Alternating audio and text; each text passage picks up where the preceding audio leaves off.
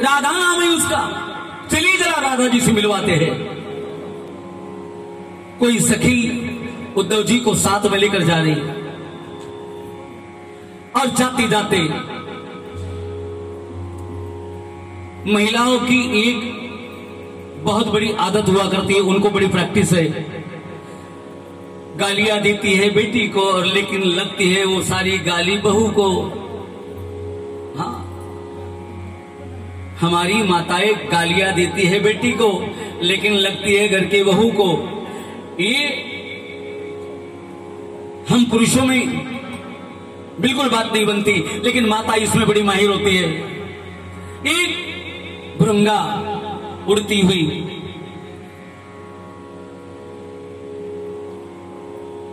एक भृंगा आ गया,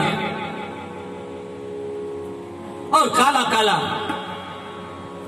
वो भृंगा उनको उलाना देते देते कन्हैया को उलाना देने लग गई। एक सखी बोलने लग गई, अरे वो काला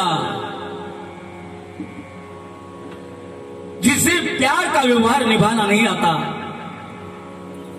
उसके बारे में हम क्या कहें।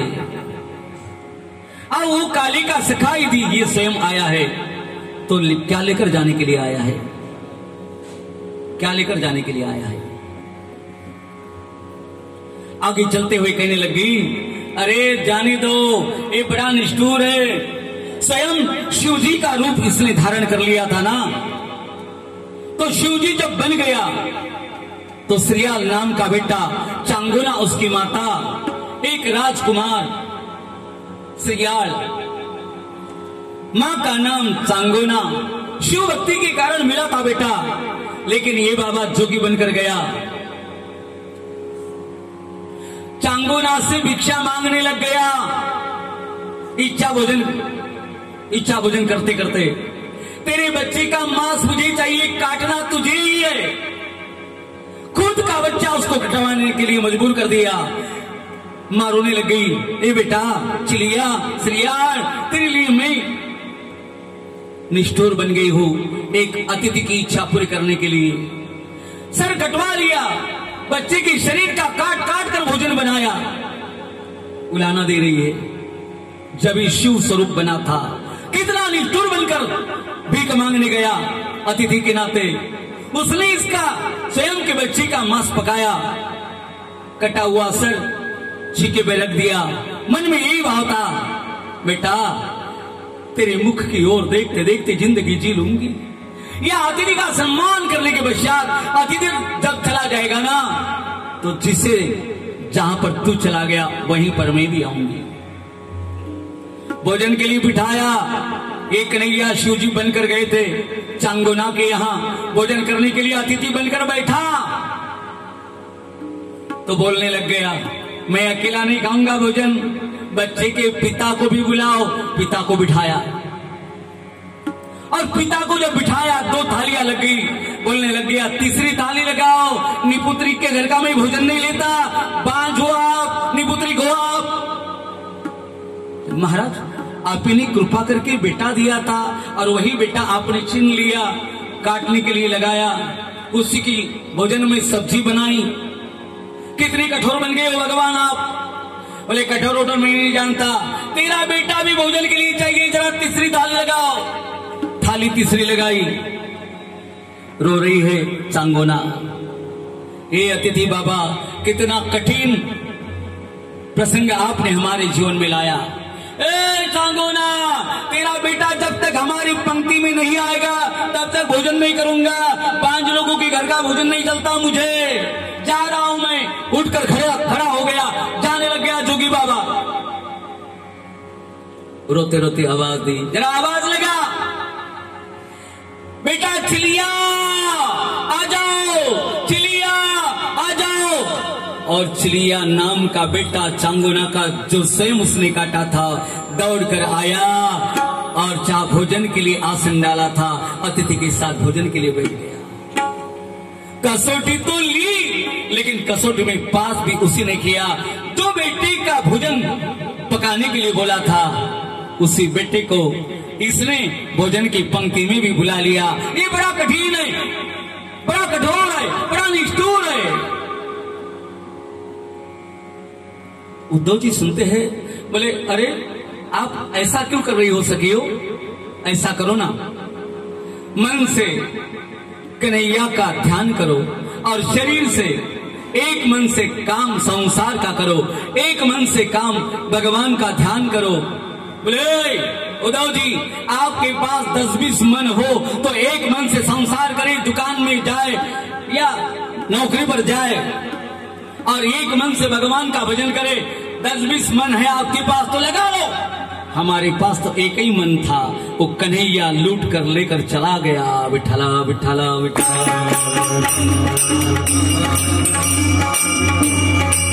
हमें तो लूट लिया जाम बंसी वाले ने, हमें तो लूट लिया जाम बंसी वाले ने, सावले सरोने ने, सावले सरोने ने, सावले सरोने ने, सावले सरोने ने।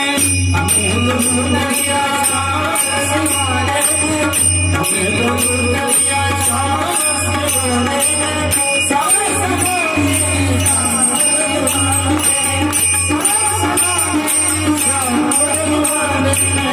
हमें तो लूट लिया जाम बंसी वाले, हमें तो लूट लिया जाम बंसी वाले, सावले सरोने ने,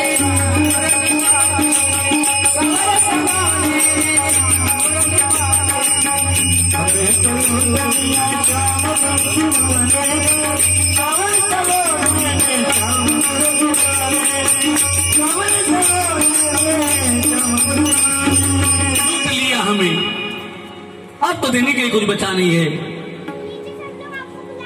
ए भैया अब बैठ ले दे, हाँ बोलाने दे, 1 घंटा नहीं आते बोलना, महाराज जी ने रोक लिया बोलना। बैठिए बैठिए माता जी, कुछ नहीं होगा, बैठिए, ऐसा ही होता है, ख्याल देना। श्याम सुंदर श्री कृष्ण परमात्मा, उनका भेजा हुआ दूत भगवान से वार्तालाप करता है, वार्तालाप सखियों से करता है। सखी बोलने लग गई, मेरी तो हालात इतनी बुरी है, इतनी बुरी है। कोई सखी आई और बोलने लग गई, अरे श्याम सुंदर तो मेरे सपने में आए थे कल, और आप क्या बोल रही हो कि श्याम सुंदर चले गए। राधा जी बोलने लग गई, सपना कब होता है? बोले नींद आती है तब। मुझे नींद ही नहीं आती, मेरी नींद भी श्याम सुंदर चुरा कर लेकर चला गया, तो मुझे सपना कैसा आएगा? विठला विठला विठला।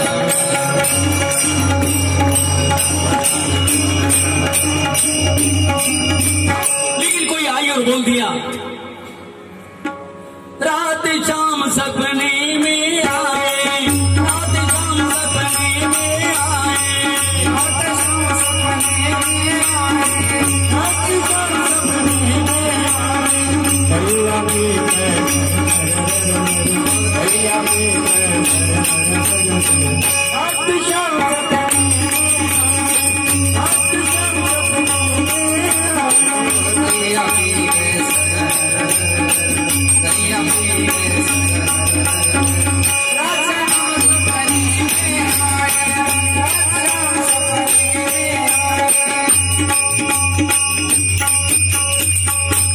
रात शाम भैया पकड़ी, भैया कर गई कर रात शाम सपने में आए, रात शाम सपने में आए, रात शाम सपने में आए, रात शाम सपने में आए।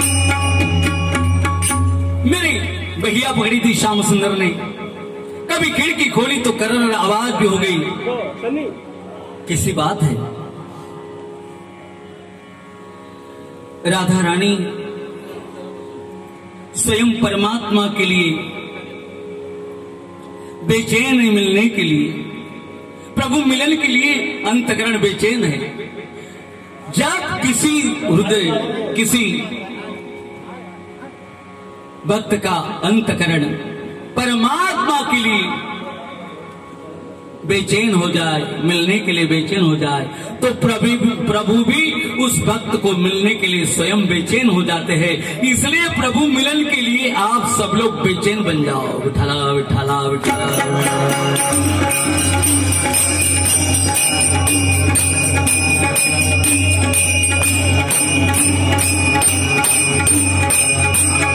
बेचैन बन जाओ। सारी सखियां एक जगह हुई, ले राधा जी तबीयत अच्छी नहीं लगती क्या आपकी? कोई फूलों की सेज बनाने लग गई, कोई राधा जी की शरीर को चंदन का लेप देने लग गई। राधा जी बोलती है, रोग हुआ है मुझे प्रभु मिलन का, रोग हो गया है मन को और दवा दी जा रही है शरीर को। डॉक्टर की दवा शरीर के लिए होती है और संतों की दवा मन के लिए होती है। संत की दवा यदि अपने मन को लग गई तो प्रभु की लगन लग जाती है। लगन यदि प्रभु की लग गई तो हमारे जीवन मरण का बेड़ा पार हो जाता है। विठला विठला।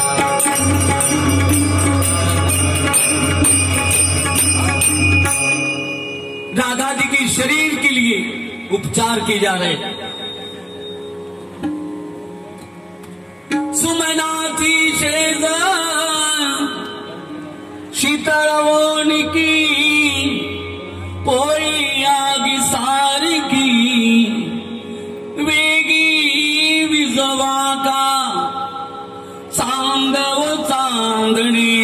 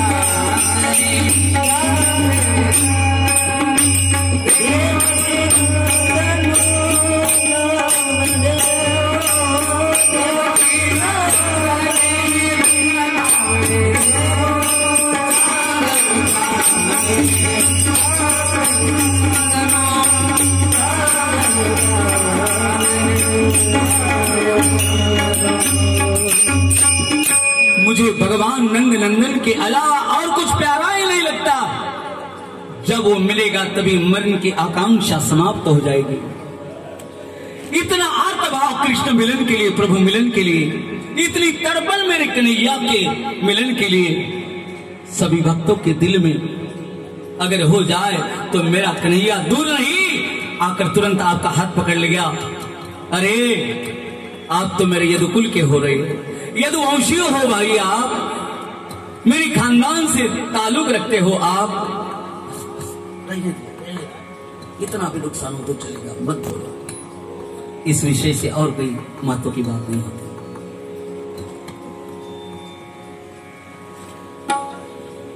राधा स्वयं रोती है। श्याम सुंदर उनके लिए, उनका भी मन बेकाबू है। इतना होते होते, ऐसा होते होते उद्धव जी गए थे ब्रह्म ज्ञान पढ़ाने के लिए। बोले 2 दिन के बाद ब्रह्म ज्ञान पढ़ाकर आऊंगा, लेकिन 6 माह रुक गए। ब्रह्म ज्ञान के साथ भक्ति का कुटिंग उन्हें लग गया। बोलने लगे, भगवान को गालियां देने लग गए। भगवान आप निष्ठुर हो, इतनी दिन रात आपके प्यार में पागल बनी सखिया, उनको मिलने के लिए नहीं आते प्रभु? आप जाने के लिए निकले। उस समय तुरंत सखियों से सवाल पूछा, भगवान से आपका मैं क्या संदेश बताऊं, आपका क्या संदेश लेकर जाऊं भगवान के पास? भगवान का संदेश तो मैंने सुना दिया, आपने ठुकरा दिया, लेकिन आखिरकार आपका संदेश मैं क्या लेकर जाऊं भगवान के पास? कन्हैया कन्हैया से संदेश देने के लिए सखियों ने कहा, बोल दिया, कन्हैया को बोल देना, ए निष्ठुर, ए निर्दयी, तेरे प्यार में पागल बनी सारी गोपियां तेरे प्यार में पागल बनी हुई मर गई, उनको जलाया गया, शरीर की राख बन गई है उनकी। जा तू श्रीधाम वृंदावन में, और जितनी सखियां जलकर तेरे प्यार में राख हो गई है, उस राख के ठिकाने पर खड़ा होते हुए अब तेरी बांसुरी बजा। मेल्या त्या गोपी का त्यांची राख झाली, मेल्या त्या गोपी का त्यांची राख झाली, मेल्या त्या गोपी का त्यांची राख झाली, मेल्या त्या गोपी का त्यांची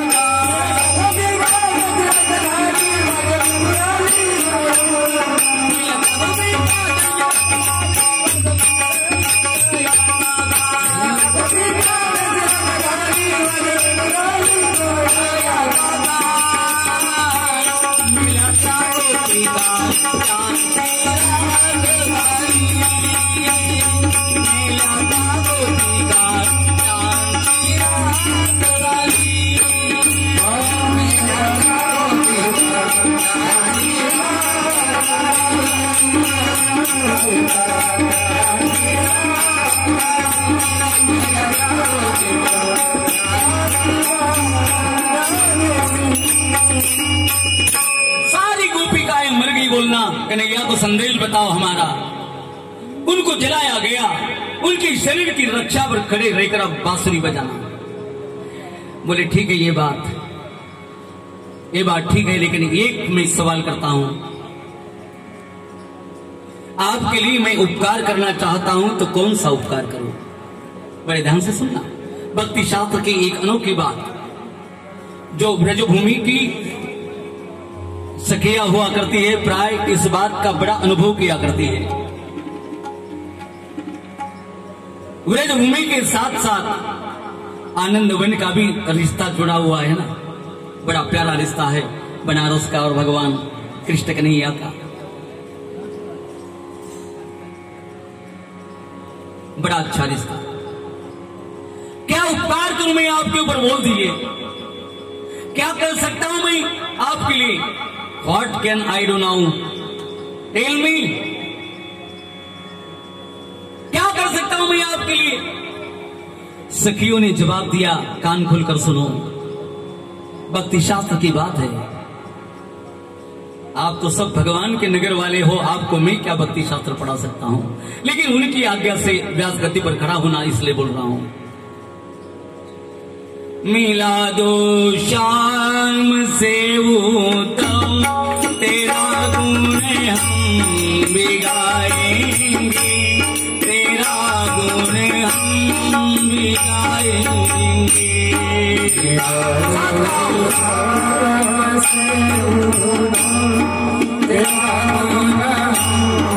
बोलिए इतना ही उपकार मिला दो शाम से उठो, तेरा गुण हम भी गाएंगे, तेरा गुण हम भी गाएंगे। मिला दो शाम से उठो, तेरा गुण हम भी गाएंगे, तेरा गुण हम बबुली को छोड़ गई जब से, कभी वापस नहीं आए।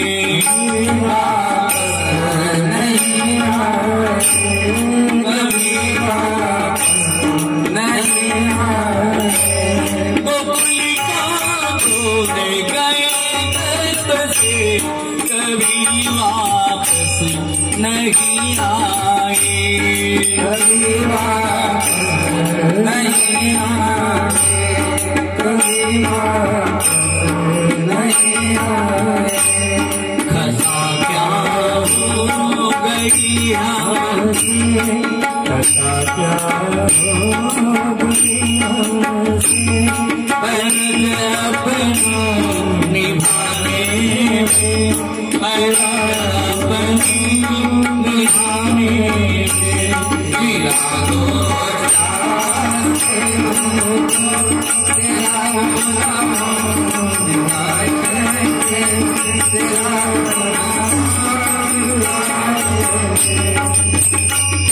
इतना ही उपकार करो। यदि संदेश देना चाहते हो भगवान से एक बार मिला दो। यही भगवत जी की अंतिम महत्वाकांक्षा हर भक्त की होना चाहिए। जीवन में परमार्थ करते समय इतना ही मन का भाव रहे, चाहे शिव भक्त हो या विष्णु भक्त हो, अपने इष्ट के साथ हमारा मिलन हो जाए, कन्हैया के साथ मिलन हो जाए, बाबा विश्वनाथ जी के साथ हमारा मिलन हो जाए। बस मिला दो श्याम से उद्धव, इतना ही उपकार करना। क्यों? बगैर भगवान कृष्ण के हमारा जीवन दुनिया में रखने की काबिलियत का नहीं है।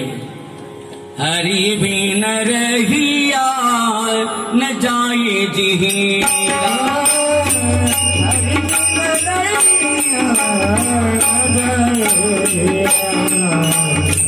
हरि बिन रहिया हरि बिन रहिया न जाए,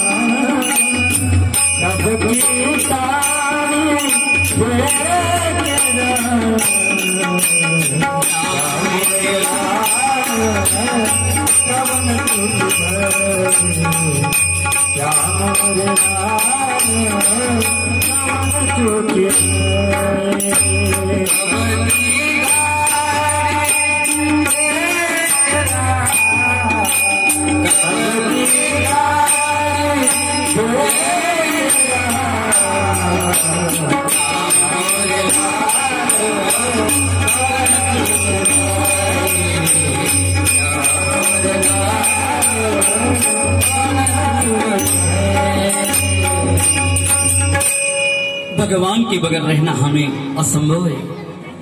ये नंदन कौन सी गलती का आप हमें दंड दे रहे हो, सजा दे रहे हो? क्यों चले गए? हमारे करीब थे तो इतने दूर। हरि बिन रहिया न जाए जीरा, कब की ठाड़ी दे के रहा। कौन सी गलती हुई? क्या मेरी लाल कवन चुकी बई, क्या मुई पास तिबेर लगाई। हमारे लिए आने के लिए प्रभु इतनी क्यों देर लगा रहे हो? हमारा तो प्राण निकला जा रहा है शरीर से। प्रभु को समझाते हैं संत तुकाराम जी महाराज। बोलने लग गए, कब की ठाड़ी दे के रहा, क्या मेरी लाल कवन चुकी बई, क्या मोए पास तिबेर लगाई। इतने लेट क्यों हो रहे हो मेरे लाडले कन्हैया? आओ जल्दी आपका दर्शन दे दो। अभंगवाणी की तृतीय चरण में बोलते हैं मेरे लाडले कन्हैया। कोई सखी हरि जावे बुला, कोई सखी हरि जावे बुला, कोई सखी हरि जावे बुला, कोई सखी हरि जावे बुला।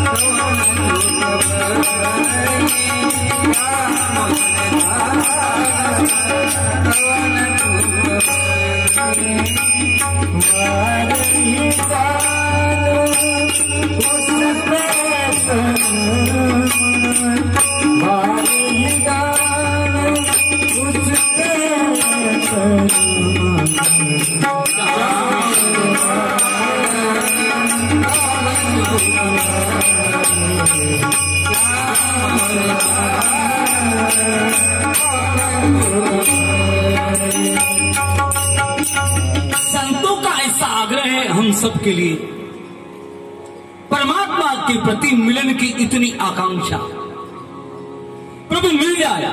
हम तो हमारे गमन में हमारी 10 हवेलियां है, 10 दुकान है, बहुत सारी खेती बाड़ी है, बड़ा अच्छा कारोबार है। परमात्मा से हम कभी भी बड़े नहीं होते। परमात्मा तो परमात्मा है, स्वयं जगत जननी महालक्ष्मी जिनकी अर्धांगिनी हो, उनसे कौन श्रीमंत हो सकता है? बस परमात्मा ही सबसे श्रीमंत है। संत कहते हैं तुकाराम जी महाराज, तुका प्रभु कब देखे पाऊं, पास आऊं फिर न जाऊं। एक बार यदि मैंने कन्हैया को देख लिया तो फिर कन्हैया से हम दूर नहीं जाएंगे, या कन्हैया को हमारे पास से दूर ही नहीं जाने देंगे। अब अंगवाणी का अर्थ निरूपण करते हुए हमने अभी तक का प्रवचन किया। अब आपको प्रसाद देने के नाते भगवान ने कैसा प्रसाद दिया ये 10 मिनट के भीतर बताते हुए प्रोग्राम को विराम देंगे। सब लोग बड़े भाव से संकीर्तन गाओ। महाराष्ट्र का लाडला प्यारा संकीर्तन, विठोबा रखुमाए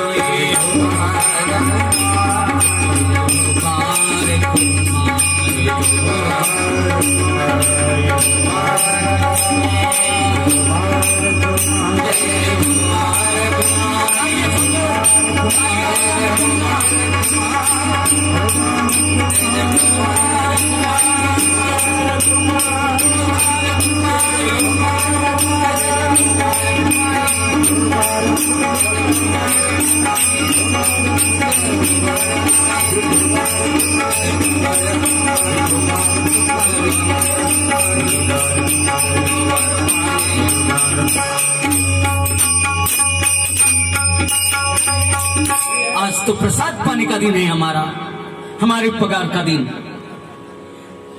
दही लाही का प्रसंग या भगवान कन्हैया का भोजन परोसने का प्रसंग, यानी हमारे अंतिम जितना 7 दिन हमने सुना उसकी फलश्रुति है आज। आज का कार्यक्रम जो कोई सुन ले, आज की कथा जो सुन ले, तो 7 दिन का भागवत सुनने का पूरा फल उसको मिलता है। कन्हैया के इस बाल लीलाओं को संतों ने बड़े आदर से स्वीकार कर लिया। नटखट कृष्ण कन्हैया जन्म होता है, जरा घुटमन चलने लग जाते हैं।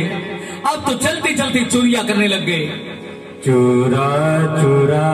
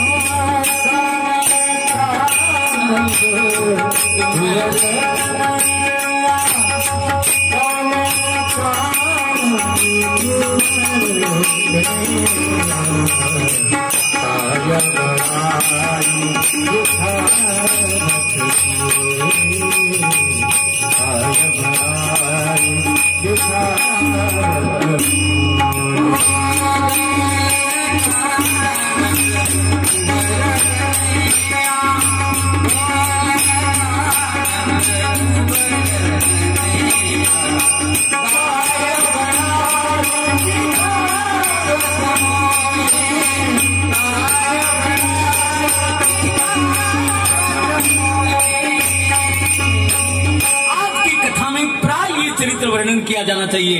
जो घुटमन चलते हुए कन्हैया ने जो लीलाएं की, गायों को चराते हुए मेरे श्याम सुंदर ने ग्वाल बालों के साथ एक संग बैठकर भोजन किया, उस कथा को सुनते हुए आज का प्रसाद लेना चाहिए। कन्हैया जरा बड़े हो गए, छोटी छोटी गैया चराने लग गए। अब उससे बड़े हो गए तो बड़ी गायों को चराने स्वयं श्री धाम ब्रजभूमि के जंगलों में, वनों में जाते हैं।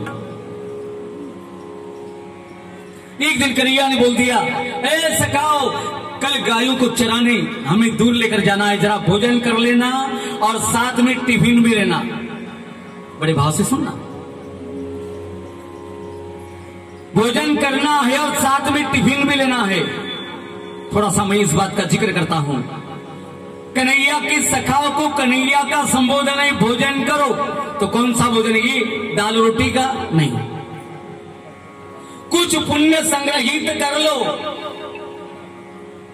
क्योंकि मरणोपरांत, मरने के पश्चात हरिचंद जी घाट या मणिकर्णिका घाट पर जलाने के बाद अपना पुण्य ही हमारे साथ आएगा। हमने किया हुआ पाप हमारे साथ में आएगा। उस पाप और पुण्य के आधार पर हमारा अगला सफर तय होगा। तो ये अनंत का प्रवास, मौत के बाद का, उसको आसान बनाने के लिए जिंदगी जीते जीते पुण्य फल कमा लो, यही आपका भोजन है जो अभी आप सुन रहे हो। विठला विठला यमराज ये नहीं बोलेगा आपने कितना करोड़ रुपया बैंक बैलेंस रखा है, आपके खाते में कितना बैलेंस है, लात मारेगा उसको। यम धर्म को ये बात नहीं चलती। यम धर्म बोलेगा कितना तूने पुण्य कमाया। तेरे पड़ोस में भागवत कथा चल रही थी और तू टटोली करते हुए बैठा था, खाई के पान बनारस वाला। शर्म नहीं आई क्या? एक जूते भरी लात ज्यादा से लगाएगा। शर्म नहीं आई तुझे? भागवत कथा में जाकर बैठने के लिए तेरा क्या बिगड़ रहा था? एक कनपट भी ज्यादा लगाएगा। सत्कार यम धर्म की सभा में उसी का होता है जिसने संतों के साथ में बैठकर कथा श्रवण करते हुए पुण्य कमाया, भगवान का अभिषेक करते हुए पुण्य कमाया, गंगा जी में नहाते नहाते पुण्य कमाया, वही आपके साथ में आएगा। महाराज जरा भोजन कर लेना, यही भोजन। ब्रह्म रस करु भोजन पंगति, संतान की संगति सर्वकाल। संत के साथ में ब्रह्म रस का भोजन करना। नाचूंगी नाचूंगी नाचूंगी नाचूंगी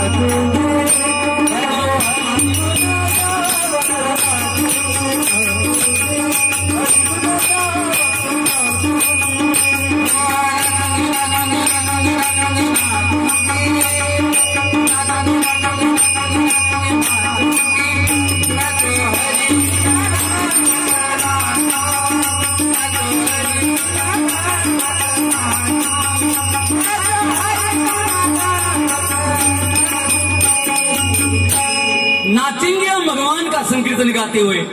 अब यहाँ से दंडी यात्रा जाने वाली है गंगा जी के ऊपर कलश विसर्जन के लिए, घट विसर्जन के लिए नाचेंगे। हाँ, भगवान की संकीर्तन गाते हुए नाचना भगवान को ज्यादा अच्छा लगता है। हाँ,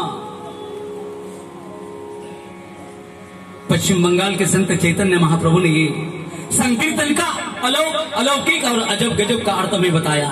दुनिया वाले पागल बन गए और हरे कृष्ण मिशन ने ऐसी क्रांति की कि हिंदुस्तान के बाहर भी कन्हैया के मंदिर बनने लग गए। विठला विठला विठला।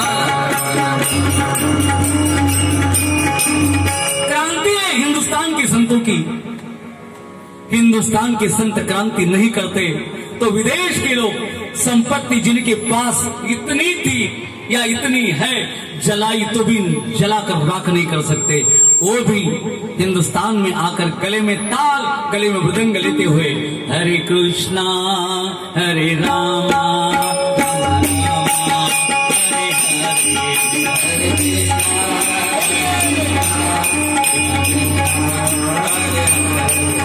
हरे कृष्णा हरे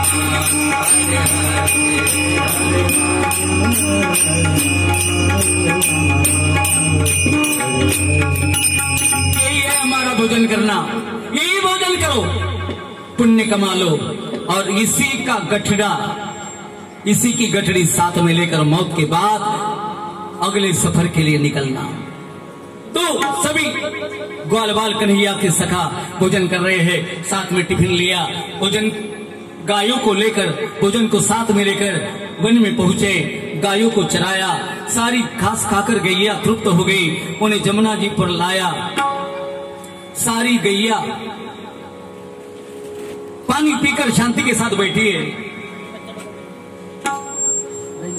रहने दो ना, जो भी नुकसान हो देखा जाएगा। 10 मिनट के लिए मत उठाओ किसी को, मत उठाओ किसी को, रुक जाओ बोलने।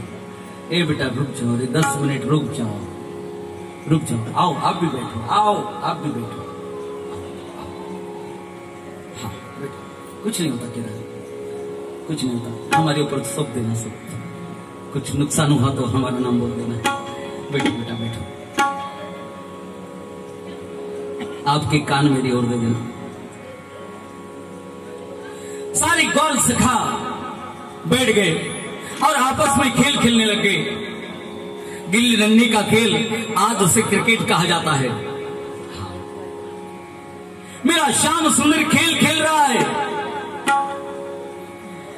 गिल्ली डंडी का खेल, कभी लगोरी, कभी हमामा, कभी उम्बरी, हर तरह के खेल। खेल मांडीला लगोरी,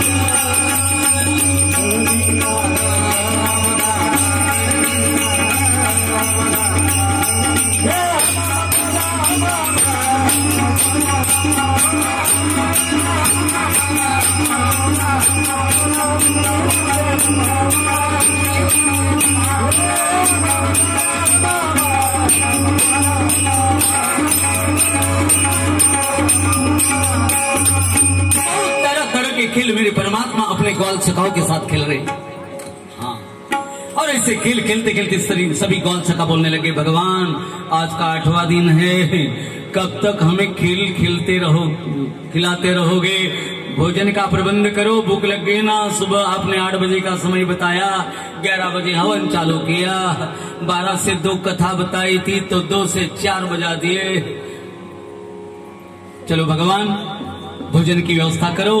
सभी ग्वाल सखाओं को, हाँ बस बस अभी छुटता ही है प्रोग्राम, गोल कमल फूल की तरह बिठा दिया। बस एक 5 मिनट, बस बैठ जाओ बैठ जाओ, जरा पानी की व्यवस्था करके रखना, एक आधी कैन कर रख दो, सबको पानी बाद में पिलेंगे। एक 10 मिनट मेरे ओर ख्याल देना।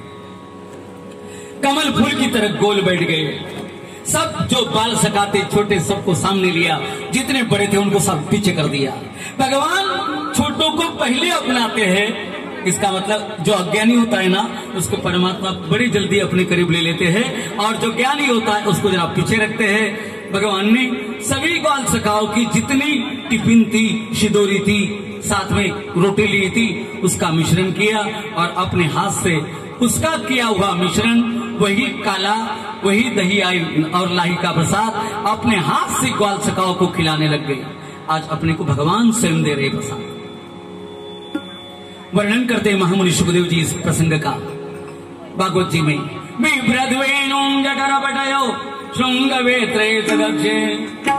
वामे पाणो मचुल कवलम तत्फलान्नेंगुलेषु परिहृदय हासयन् नर्मदी स्वयं स्वर्गीय लोके मिषति बुभुजे यत्न भुगबाल केलिहि गोपाल गीत भगवान ज्ञानेश्वर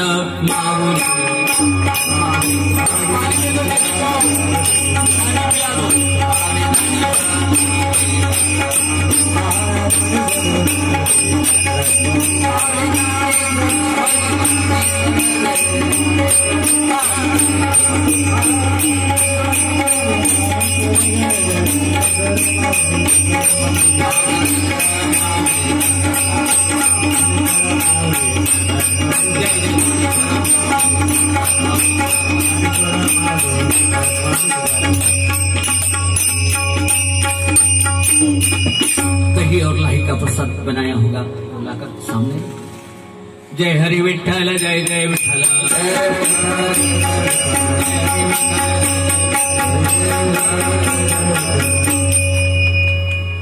हर बिन रहिया न जाय जीरा कब के ठाड़ी देखे रहा पत्तल निकाल में खुला कर देना कब की ठाड़ी देखे रहा क्या मेरी लाल कवन चुकी वही क्या मुहे पासिति बेर लगाई कोई सकी हरि जाओ बुलावन वार ही डारू सब रतन क्या मेरे लाल कवन चुकी वही क्या मेरे पास बेर लगाई तू का प्रभु कब देखी पाऊं पासी आऊं फेर न जाऊं क्या मेरे लाल कवन चुकी भई क्या मुझे पास बेर लगाई।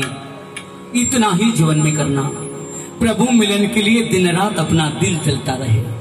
संपत्ति कमाने के लिए जितना हमारा स्नेह और दिन रात लगन है उतनी ही लगन के साथ प्रभु मिलने के लिए वही लगन से भक्ति करो।